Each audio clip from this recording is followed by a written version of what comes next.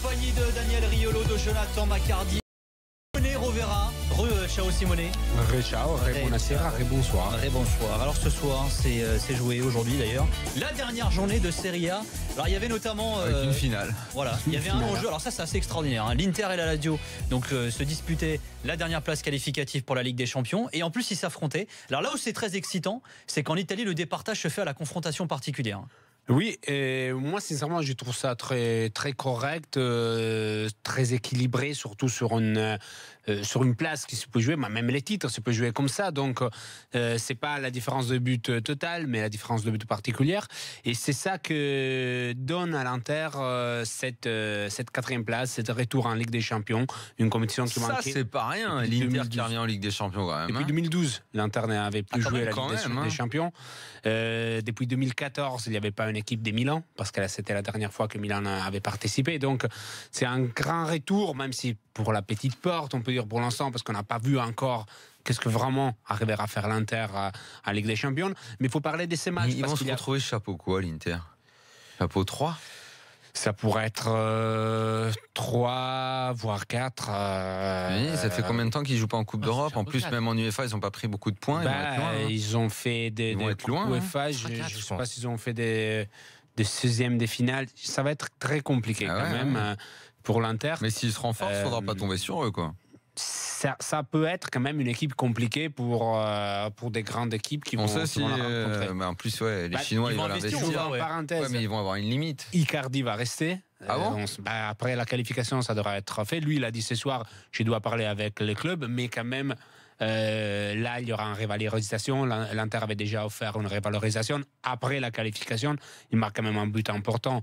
Ce soir, Icardi, il gagne un penalty, il marque le but. Donc, ça montre encore plus quel joueur déterminant il est pour l'Inter. Il est arrivé à 29 buts en égalisant Ciro Immobile. Les deux sont les meilleurs buteurs de la saison. Ça montre que c'est un joueur quand même qui a une certaine importance pour l'Inter. Ah, et ça fait peut-être la porte de sortie pour Pastore, du coup, depuis le temps qu'il traîne avec l'idée de l'Inter. L'Inter, quand même, a eu cet hiver un prêt avec option d'achat Rafinha qui est très important dans la deuxième partie des saisons. Il a cette option d'achat sur les 30 millions pour l'ancien joueur de Barça, pour les joueurs de Barça, et la qualification en Ligue des Champions qui rapporte 40 millions à l'Inter devrait quand même... devrait faire en sorte que l'Inter garde Rafinha. Pour parler de match, parce qu'il y avait une histoire incroyable dans ce match, et c'était le match de Stéphane De Vrij. Stéphane De Vrij. Ah oui, c'est vrai. Raconte cette histoire. Les contrats pour l'Inter, ça faisait des mois qu'il était en accord avec l'Inter. De Vrij, c'est un joueur de la Lazio et il est d'accord depuis longtemps pour aller jouer à l'Inter. De la Lazio, meilleur défenseur de la Lazio et un des 3-4 meilleurs défenseurs du championnat. C'est quand même particulier. Si je suis le coach, je ne sais pas si je le mets. Il était en fin de contrat. En fin février et mars, il donne l'accord à l'Inter. Il y a quelques jours, on peut dire il y a 15 jours, l'Inter officialise en déposant à la Ligue du football les contrats de De Vrij. Selon l'Inter, ça a été fait beaucoup plus tôt, mais l'information officielle, on peut dire, les contrats ont été déposés, c'est sorti il y a 15 jours. Qu'est-ce qui se passe? Bon, on arrive à cette finale. De Vrij doit jouer ou pas. Jeudi, il y a une confrontation entre De Vrij et son entraîneur. Et lui dit, je veux jouer, je me sens capable de jouer, je vais donner les maximums ce soir. Mais le club dans lequel je vais aller l'année prochaine, je vais le battre, il n'ira pas en Ligue des Champions. Et c'est celui que je quitte qui va y aller. Voilà. Moi, je suis coach, je ne le fais pas jouer. Voilà. Clairement, je le fais pas jouer. Qu'est-ce qu'il fait De Vrij? De Vrij fait... Tu fais quoi, Jonathan? Attends. Je le fais pas jouer, évidemment. Moi aussi, je pense que c'était un choix compliqué, mais... Parce que là, t'imagines comment tout le monde va analyser son match. C'est ça, et notamment le dernier corner, son placement sur le dernier. Non, mais c'est pire. Il est peut-être honnête, mais c'est la manière, c'est ce que les gens vont penser. On part d'un match que la Lazio a dominé jusqu'à la 60e minute. Après, il y a une petite baisse de régime. 2-1, 1-0 pour la Lazio, 1 partout. 2-1 pour la Lazio. Et 2-2, c'est penalty et c'est faute de De Vrij sous Icardi. Oh non! Et donc c'est le pire possible. C'est triste pour la Lazio un peu. Mais attends, une belle équipe quand même cette année. En même temps, t'as raison, il faut pas qu'il le fasse jouer. C'est un truc. Même si le gars il a des bonnes intentions, il suffit de ça. Le penalty, à mon avis, c'est inévitable. De Vrij fait une faute, mais Icardi allait marquer. À la fin du match, il sort sur les deux partout, donc les troisième buts arrivent avec quand De Vrij est sorti. Mais après, il y a les larmes de Evraï, détruit par sa faute, détruit par pour la qualification ratée de son équipe en Ligue des Champions. C'était une situation compliquée et Simone Inzaghi a décidé de faire confiance à son meilleur défenseur. Il y avait déjà Luis Alberto qui manquait. Immobile est rentré des blessures et il n'était pas au top. On l'a vu, il a fini très mal les matchs. Il est sorti sur le 2-1 quand même pour la Lazio, mais il n'avait plus rien à donner. Donc, Inzaghi a décidé de faire confiance à son joueur cadre. Malheureusement, cette confiance n'a pas été gagnante. Est-ce qu'il va y avoir des conséquences au niveau des chaises musicales des entraîneurs, alors que ce soit à l'Inter ou alors surtout à la Lazio? Spalletti, il fait quoi? Spalletti devrait prolonger, non? Parce que je vais te filer une info, moi. Tu sais que Sergio Conceição est annoncé dans les deux clubs. Il paraît que l'Inter et la Lazio l'aiment bien. Il a assisté au match ce soir. Peut-être qu'ils l'ont suivi. C'est parce qu'Inzaghi va partir. Alors, les chaises musicales, il est très bien vu dans les deux clubs. C'est ça où il a joué à la Lazio. Il a joué dans les deux. Dans les deux clubs, il a joué. La Lazio est le club pour lequel il a le plus joué. Simone Inzaghi est recherché par deux clubs, la Juve et Napoli. Ouais, mais Allegri va rester. Si Napoli change d'entraîneur, je dis Ancelotti, il y a des négociations. Si jamais il n'aboutit pas, quand même, c'est une option. Donc, je peux dire que oui, ça peut être une belle option. Je ne sais pas quelles sont les relations des agents de Sergio Conceição. Quand même, il y a un Mendes qui a fait des bonnes affaires avec la Lazio dans les derniers étés. Je sais pas. Je pense qu'il est plus côté doyen que Mendes. J'ai l'impression. C'est fini doyen. C'est terminé. Non mais Conceição, c'est pas doyen. C'est Donofrio depuis le temps où il a quitté Porto. Il était avec doyen. L'Italo-Belge. Ouais.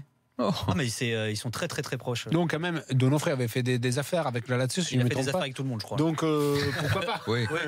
Mais pourquoi pas? Mais Simone Inzaghi est très recherché, surtout en Italie. Ils ont fait une belle saison quand même. C'était une des équipes qui jouait le mieux. Alors moi, j'avais fait un petit mot sur Buffon quand même également, Simone. Oui. Buffon qui a fait cette fête d'adieu, on peut dire hier. C'était hier, ouais. Son dernier match avec la Juve a été une belle fête, beaucoup de larmes. Il y avait cette image toujours romantique de la pluie et tout, on ne sait pas si c'était seulement de la pluie ou si ce sont les nuages qui pleurent. Voilà, c'est les nuages qui pleurent. Voilà, encore de la poésie.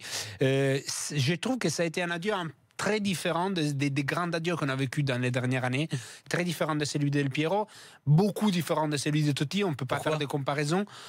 Parce que pour Totti, il y avait vraiment un peuple romain qui perdait les symboles. C'est pas la même chose. C'est pas la même La Juve, la Roma, c'est pas Buffon à la Juve. La Juve là-bas, oui, mais la Juve a toujours un symbole de grands symboles. Ça va au-delà. Buffon n'est pas de Turin. Enfin, c'est pas un Juventino. La Juve a perdu un grand joueur, mais j'ai trouvé qu'il a été beaucoup plus émouvant l'adieu de Del Piero. Oui, l'adieu de Del Piero. Mais la Juve qui perdait un grand joueur. Voilà, c'était l'adieu d'un grand joueur avec des sentiments, oui, mais c'était pas encore brisé. La Juve va continuer à jouer. C'est pas les plus grandes joueurs de l'histoire de la Juve. C'est probablement le plus grand gardien, même s'il y a eu quand même un certain Dinozof qui est incroyable. Mais après, on ne sait pas si c'est l'adieu définitif du football, ça on l'a déjà dit, ou si Buffon va continuer cette année, la prochaine année quelque part. Les journalistes italiens, moi aussi compris, qui étaient à la conférence de Tuchel, ont bien pensé de poser la question et Tuchel n'a pas fermé la porte quand même. Le président a dit qu'Araola sera le numéro 1. Ouais, après. Tiens, puisque tu évoques. Il ne viendra pas. Puisque tu évoques Thomas Tuchel, des petites infos là que Jérôme Thomas vient de nous faire parvenir, ça nous vient de Saber Desfarges. Alors tout à l'heure, tu étais un petit peu ému de savoir que Thomas Tuchel avait rencontré Neymar, mais pas les autres joueurs du Paris Saint-Germain et notamment Cavani. Alors sache que justement, il va se débrouiller pour les rencontrer dans les prochains jours. Voilà, c'est Saber qui nous fait parvenir l'information. Ou les internationaux français. Alors, il va rencontrer d'autres joueurs, notamment avant le début de la Coupe du Monde. L'Allemand est à Paris la semaine prochaine, avant de retourner dans son pays, entre autres, pour différents rendez-vous. Voilà, il y a pas mal de rendez-vous. Ce qu'on comprend, c'est qu'il allait voir les internationaux français. Oui, alors pas que les Français visiblement, c'est les internationaux tout court. On fait confiance à Saber alors. Petite information également qui nous vient. Alors on vous rappelle que l'AC Ajaccio jouera le barrage d'accession en Ligue 1 face au TFC mercredi et dimanche prochain.